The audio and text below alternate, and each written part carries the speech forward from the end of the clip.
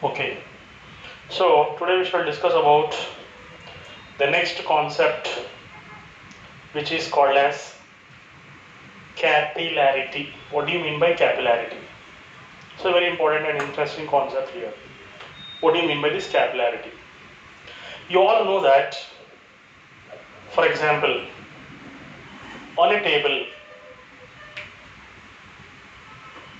if ink has fallen down, what you should do? You should take a blotting paper. You should take a blotting paper, keep the paper on the ink and press it. You will see that ink will be absorbed. Understood? What is the reason behind that? Can you tell me? The reason behind that is blotting paper or tissue paper is having small holes in that. Understand? Even if you take a chalk, understand, and roll on the ink, the chalk will absorb the ink because chalk is having small holes in that, and that small holes will suck the water, suck the color, suck the ink. Understood? So what do you mean by capillarity? I'll tell you what is the meaning of capillarity. Here, the capillarity general meaning I will discuss here. Everyone has experienced one concept, and your routine concept it is actually. This is a water in a juice bottle or juice glass, whatever it may be. You will keep a straw inside this juice bottle. What happens to the water level inside the straw? You might have observed that the water level will rise a little bit. A juice which is orange in color or red in color, what it may be, a little bit level is raised. Level of the surface of the liquid has been raised inside the capillary tube. It is a straw actually. Straw. Why the level of the liquid has been raised? The reason for that is because of surface tension. As I said, surface of the liquid is having certain tension, because of which the level of the liquid will be little bit raised. Not this much, but practically when you keep some straw inside the liquid, you will see that the liquid level in the straw is a little bit raised than the surface of the liquid in the bottle or in a glass. Have you ever observed? Level of the liquid is a little bit raised. The reason for that is because of surface tension and also adhesive forces. What do you mean by adhesive forces? Forces of attraction between, I'll tell you here. If I see this capillary tube in a microscope, it appears to be like this. And the level of the liquid will be just like this. Is it? And this is just like a bowl, hemispherical bowl. It has been raised. Actually, the level of the liquid inside the beaker is only this much. But what happens here? The liquid has been raised in the capillary tube up to here. And this hemispherical bowl shape is just like a vessel. And this is called as meniscus. What is this called as? This is called as meniscus, which is having hemispherical shape. And this is because of adhesive forces. Adhesive means force of attraction between different types of molecules, like liquid molecule and the glass capillary tube, or a straw, plastic straw, whatever it may be. Because of that attraction, the liquid has been raised. And also surface tension makes the liquid to rise a little bit more. Understand? So surface tension is present. In which direction surface tension is acting? In this direction tension is acting. Here in this direction tension is acting. And this is angle theta. This is going to be T cos theta. And this is going to be T cos theta. This is angle theta. This is angle theta. And this is going to be T sin theta. This is going to be T sin theta. Okay? So tension is always acting tangentially. What is the meaning of tangential? If this is the surface, exactly at this place tangent is drawn. That is called as tangentially. Tension always act tangentially. Because of this tension, the component which is making the liquid to raise is T cos theta. T sin theta and T sin theta gets cancelled here. T sin theta and T sin theta gets cancelled here. So the surface of the liquid which has been raised is because of T cos theta only. Now, how much liquid is raised in the capillary tube?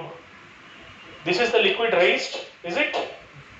Only this much liquid. I am taking that much liquid separately here. Okay? And I am discussing about the forces acting on that liquid. How many forces are acting on that liquid? If you observe, downwards force is acting here, which is taken as mass of the liquid into gravitational force. Upward force is also acting on the liquid. Okay, upwards. This is downward force. This is upward force. Understand? And you know that upward force is nothing but tension into length. Because as I said, the definition of tension is nothing but force acting per unit length. Tension is nothing but force acting per unit length. And therefore, force is nothing but tension into length here. Okay? So therefore, both the forces are making this liquid in an stay in equilibrium position. Means when both the forces are balanced here, liquid will be at the stable position. It will not rise or it will not fall down, is it? So this much liquid will be in the capillary tube, which is above the liquid which is beside the capillary tube, is it? So both the forces are balanced here now. So I can write here force upwards is equal to force downwards here. Okay? So force upwards can be taken as tension into length. Force downwards is taken as mass into gravity here. But which tension is acting in the upward direction? In the place of tension, I can replace T cos theta, because T cos theta is only lifting the meniscus upwards. T sin theta is going to be cancelled. And T is not acting to raise the meniscus. T cos theta is acting exactly vertically so that the meniscus will rise upwards. And T sin theta components are getting cancelled here. And what is the length here? This T cos theta is acting on the circumference of the meniscus, which is called as hemispherical boil. In all the directions it is acting. Okay? In all the circumference, the complete circumference of the hemispherical boil, it is acting and making it to rise. So instead of length, I will take it as 2 pi r, which is called as length, which is the circumference of the hemispherical boil. And what is the mass here? I will discuss about the mass. Now, if you observe, this to be the mass of the liquid inside the capillary tube. Mass is equal to volume into density. Volume into density. Then what is the volume of this liquid? I have to find out now. The net volume I have to find out here. So if you imagine this part to be a cylinder, and what is this? This is going to be the height of the cylinder, and this part is going to be the radius of the cylinder, if you observe. Okay, so if you take this part as the radius of the cylinder, and this is going to be the height of the cylinder, this cylinder I am talking about. This cylinder I am talking about. This is going to be a cylinder. And what is the volume of the liquid below the meniscus? This I will take it as V1. And this liquid which is in the cylinder, I will take it as V2. I have to find out these two now. So volume of the liquid below the meniscus, because meniscus means it is empty, no? It is a surface, that's it. It is having nothing in that. Air. So these two I have to find out. How will you find out V1 now? So V1 is nothing but volume of the cylinder minus volume of the hemisphere, is it? This cylinder is having height equal to radius, and it is also having radius. Height and radius both are same for a hemisphere, is it? Is it not that? Yes. Therefore, I can write now volume of the cylinder can be taken as pi r square h, and volume of the hemisphere is nothing but how much it is? Can you tell me what is the formula for volume of a hemisphere? Very good. 2 by 3 pi r cube. And you also know h is equal to r for a cylinder, is it? So I have to replace h with r, then you'll get pi r cube minus 2 by 3 pi r cube. And therefore, you can take V1 as 1 by 3 pi r cube. Is it? So I got the volume of the liquid below the meniscus as 1 by 3 pi r cube. Is it? It is going to be 1 by 3 pi r cube. But can I find the volume V2 here now? Yes, I can find out V2 also. What is V2 then? V2 is directly pi r square h. Because this cylinder is having height h. Whereas the smaller cylinder, which is imagined to be below this, okay, this is going to be one cylinder now. In this cylinder, if you remove the volume of the meniscus, which is hemisphere, then you will get volume below the liquid. Volume of the liquid below the meniscus you will get. This will be V1, and this is the volume of a cylinder which is taken as V2. Yes. Then I can write now. What is that I can write now? Volume net. Net means total volume is going to become V1 plus V2. Below the meniscus is V1. Totally this cylinder is taken as V2. So this plus this combined together, it becomes V1 plus V2. Therefore, net volume or total volume is V1. What is V1? V2. Okay, pi r square h plus 1 by 3 pi r cube.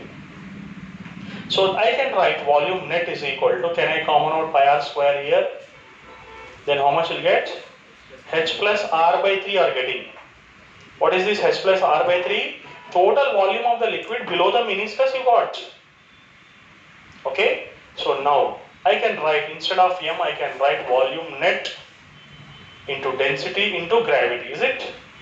So I have taken this volume net here, total volume, because this part I will draw separately. No, this part I am drawing separately here, which is having liquid. So on this part only two forces are balancing. The force which is acting upwards and the force which is acting downwards. Those two are counterbalancing each other and making the meniscus to stay in an equilibrium position, is it? That's it. Now, you can write this as T into cos theta, and this is 2 pi r. What is the volume net here? Pi r square into h plus r by 3 into rho into g. Is it?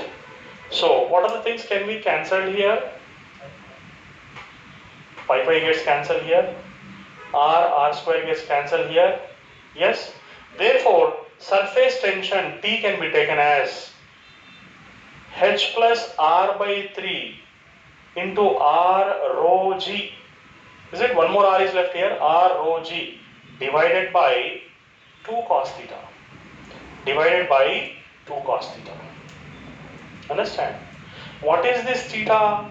This is called as angle of contact. This is called as angle of contact.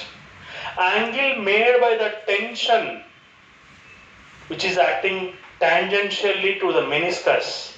Angle made by the tension which is acting tangentially to the meniscus with the vessel. With the vessel or with the what is said to be capillary tube or with the straw, whatever you are taking.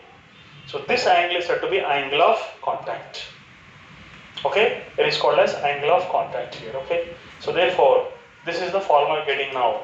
If r is much less than h, so as r is less, r by 3 is neglected. R by 3 is neglected. So what is the final formula getting? H r rho g by 2 cos theta. Okay, this is going to be the tension acting.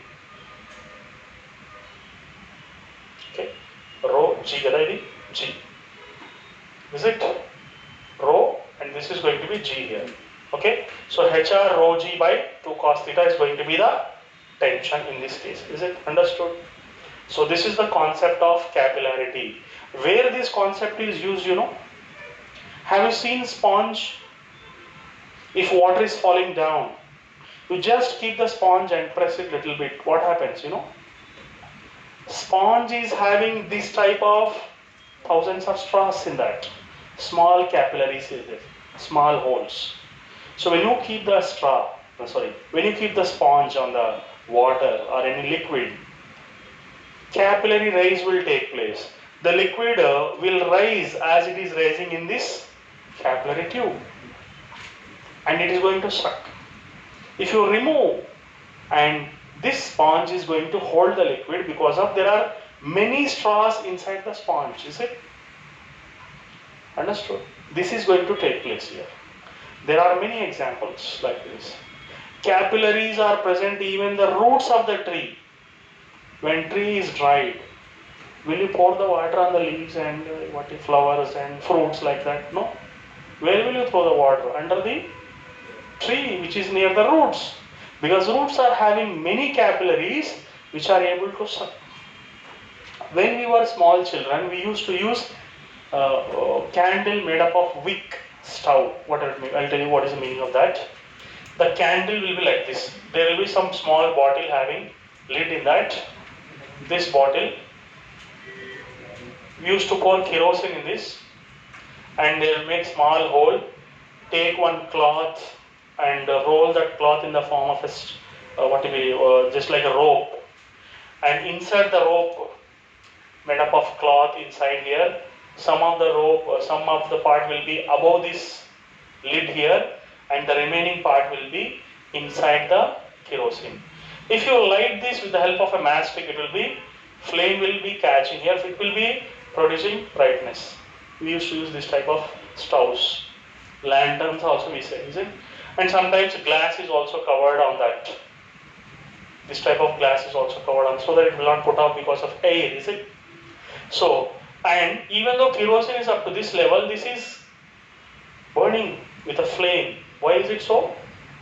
Because whatever the kerosene is there, this cloth is having this type of capillaries, which will make the kerosene to rise because of surface tension, and flame is burning continuously till the kerosene ends up. Cloth is not going to burn. Kerosene is going to burn. Fuel is going to burn. Cloth will be like that. If fuel is over, kerosene is over, then what happens? Cloth start burning. It will put off automatically. When cloth which is above this lid is burnt, then there won't be any fire, is it? So this is one example. Blotting paper example. Keep it, it will absorb. Even chalk piece, if you take and roll it on the ink, it will hold. Because chalk piece is also having small capillaries in that, is it? So like this, many examples we can take. We are using tissue papers in the car. Whenever we get sweat, we will keep the paper like this, or we will do whatever we want. We will just roll onto your body. It will absorb the sweat, is it? Because small holes are there in that. Okay, so this is about that. Come on. Okay, so what is the first application we are going to discuss about capillarity here? You just see, I am taking a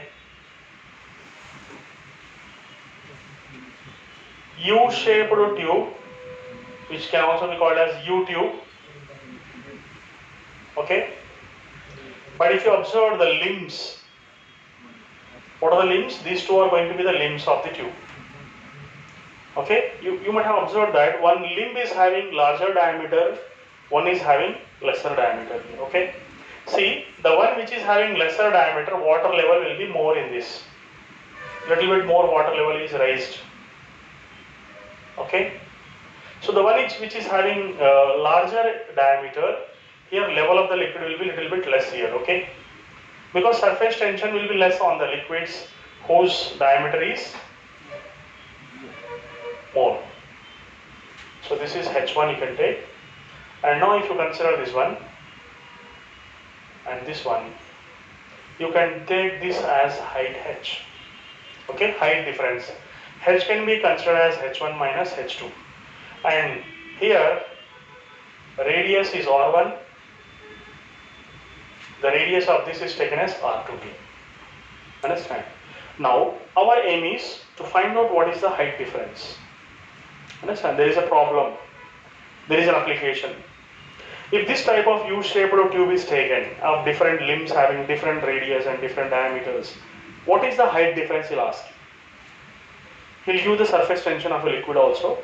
He'll give the radius of each and every limbs also. then you have to find out what is the height difference. Okay, so height difference, can I take this as delta H? Then you all know that if tension is equal to HR dg by 2 cos theta, dg or rho g, okay, H is said to be height here, R is said to be radius, D is called as density. Sometimes you can take density as rho also, doesn't matter here, okay, and T is said to be surface tension. Because of surface tension only water level is going to be raised here, okay. So what is our aim now? To find out the height difference, that is delta H. For that you should know what is the meaning of height H here now. Height H can be taken as 2t cos theta divided by R dg, is it? This is the formula. How can you find out delta H now? This is called as the basic formula for finding the height H. But our aim is to find out what is delta H. So delta H can be taken as H1 minus H2. And delta H is nothing but height difference. How are you going to find out the height difference here in this case? So H1 minus H2 can be taken as 2t cos theta divided by R1 dg minus 2t cos theta divided by R2 dg, is it? So delta H is nothing but 2t cos theta by dg is common out. This is 1 by R1 minus 1 by R2, is it? So this is the way you are going to find out the height difference here. Understood? So this is one application for surface tension in the case of a U-shaped tube having different limbs with different diameters, okay.